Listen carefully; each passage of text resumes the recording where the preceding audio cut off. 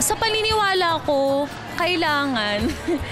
Pero kapag dumating na sa right age, 'di ba, 18, pag sumapit ka ng 18, kasi para sa akin, pinaniniwalaan ko pa rin yung pinaniniwalaan ng mga matatanda noong unang panahon na dapat kung kanino mo parang ibinigay yung sarili mo, siya na rin yung lalaking dapat na tawag doon, tumupad sa mga tawag doon, responsibilidad. Hindi, unless you're ready for a commitment. Kasi ang kasal, parang, di ba sabi nga nila, hindi naman yun ganun kadali. So, dapat pag-isipan ng maigi. Hindi naman ibig sabihin na nabuntis ka, parang kailangan mo nang ipakasal dun sa nakabuntis sa'yo. Dapat, emotionally and above all aspects, talagang ready ka kasi it's a commitment.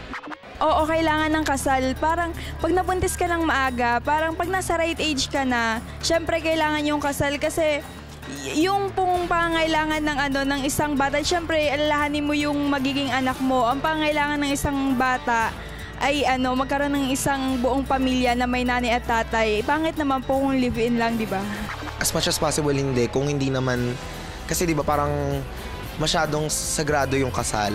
So hindi natin pwedeng gawing basta-bastang dahil nabuntis or nakabuntis para magpakasal. Siyempre, kailangan pa rin yung merong love. Hindi, kasi kumbaga, di ba mawawala yung sanctity nung kasal kung sa pilitan lang. Mas maganda kung nasa puso mo talaga kung sino yung papakasalan mo. I think dapat. Kasi parang ang nangyayari ngayon sa panahon natin, parang ginagawa na lang laro yung mga ganong bagay. I think yung sexual intercourse, ginagawa lang talaga siya ng married couple. So, parang na lang yun, pambawi na dun sa nagawa nila. Kasi sacred thing yun, di ba, na dapat couples lang yung gumagawa. So, I think dapat magpakasal. Sa akin, hindi. Kasi, di ba nga sabi nga nila, pagkasal is, hindi naman yung anak yung magbaban sa inyo eh. Love. So, paano kunyari kung nagpakasal nga kayo, pero hindi nyo naman mahal yung isa't isa. So, yung anak nyo yung magsasuffer. So, para sa akin, hindi talaga, importante. Parang hindi magiging maayos yung relationship ng dalawang taong magsasama nang dahil lang na nabuntis yung babae.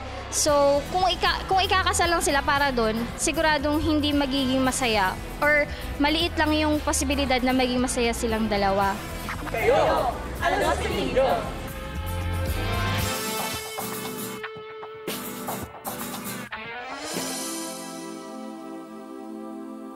Ang Kabataan Express ay hatid sa inyo ng UNICEF.